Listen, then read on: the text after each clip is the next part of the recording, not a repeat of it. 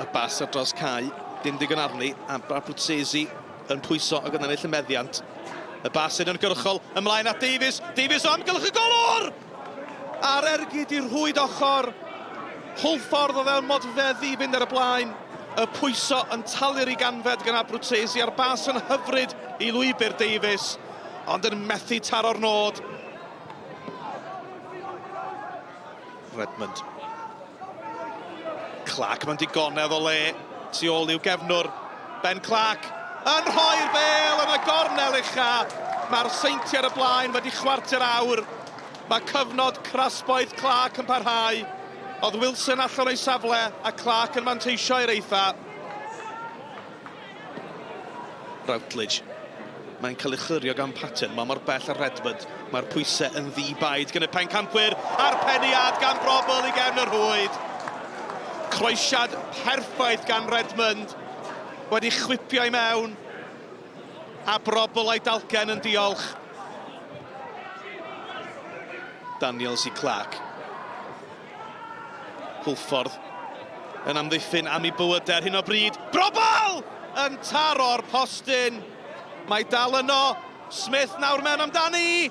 Mae'n gwiro i ddwylo diolchgar y golwr, ond oedd hi'n dipyn o ergyd gan Ryan Brobl.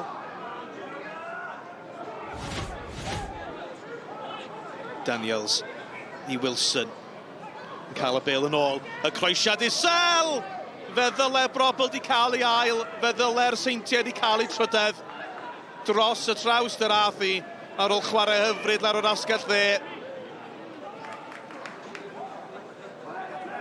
Richards i Wilson, mae'n pistillio yma yng Nghoes Oswall. Wilson, gwiriad ar y croesiad, a mae Fawcett yno, nawr te. Mae'r efymryd llai na hanner awr ar ôl, mae Hwlffordd nôl yn y gêm.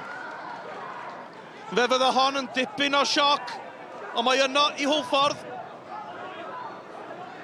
Routledge. Wel, yn cerdded heibio i fil, Routledge yn dal i fynd. Y bas tu fewn i McManus, sylwch ar y lle sy'n gan McManus! A mae yna Nelly i gergyd yn syth i'r gornel isa. Yr eilydd McManus a'i 15fed gol y tymor hwn. Mae yna funud ar ôl, mae'r pwyntiau'n saff nawr i'r Seintiau. Yeah, obviously we knew their threats, they're good on the counter-attack, and obviously we're a possession-based team, so we thought about that before the game, but obviously they got that one away, and we made it 2-1 at the time, but obviously when we've got people like that coming on the pitch, you know, if he gets a chance, he'd probably put it away as well. I thought first half we probably showed them a little bit too much respect, and their quality showed in the first half. In the second half we changed our shape slightly, and thought the boys disciplined and worked really hard and got back in the game at 2-1. Obviously they've scored late on with us trying to chase the game, but second half, if we do that more often, then we'll win more games than we lose. But it's something that we have to work on and get better at as the season progresses.